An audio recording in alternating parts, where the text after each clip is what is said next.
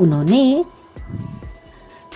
चोर के व्यवहार से इतने प्रसन्न थे और 4-5 दिन उसके घर में रहने का निश्चय किया।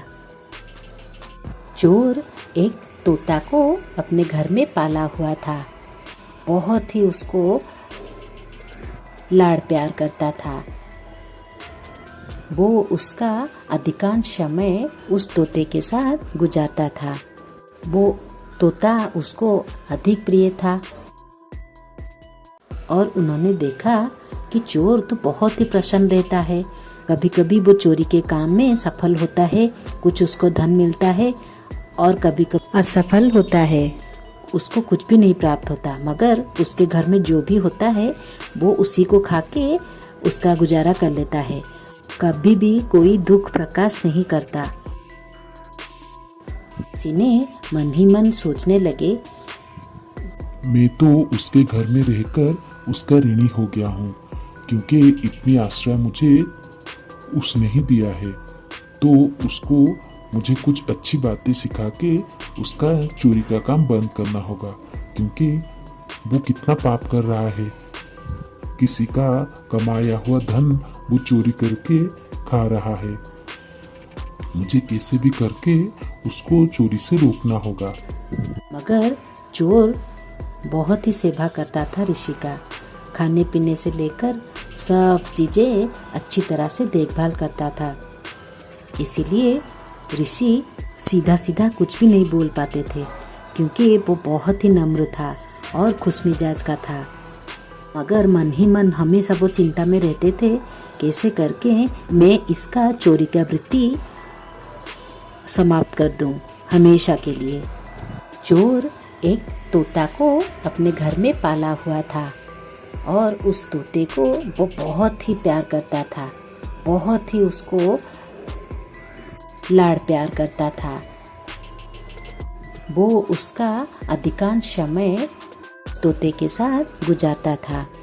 वो तोता उसको अधिक प्रिय था। एक बार चोर जैसे ही अपना काम खत्म करके घर आया, देखा तो उसका तोता घर में नहीं था। वो बहुत ही परेशान हो गया और इधर उधर देखा, कहीं पर भी उसकी तोता नजर नहीं आ रही थी। तभी वो तुरंत भागते हुए ऋषि के पास गया तो देखा कमरे में ऋषि भी नहीं थे। तो बहुत ही उतावला वो हो गया। मैं क्या करूं? मेरा तोता कहाँ गया? मैं उसे कहाँ ढूंढूं? मेरे घर जो ऋषि महाराज ठहरे थे वो भी तो नहीं दिख रहे हैं। मैं क्या करूं? ये सब सोचते सोचते वो तोते को भुला नहीं पाया। बहुत ही रोया, बहुत ही दुख से वो रहने लगा। खाना पीना एकदम से छोड़ दिया, चोरी करने भी नहीं गया। इसी तरह 2 दिन बीत गए। वो ऐसे ही अपने घर में रोता रहा, क्योंकि तोते के अलावा उसका और कोई भी नहीं था। इसीलिए तोते को वो भूल नहीं पा रहा था। बहुत ही रोता रहा, बहुत ही दुखी परेशान होके अपने घर में ऐसे ही पड़ा रहा।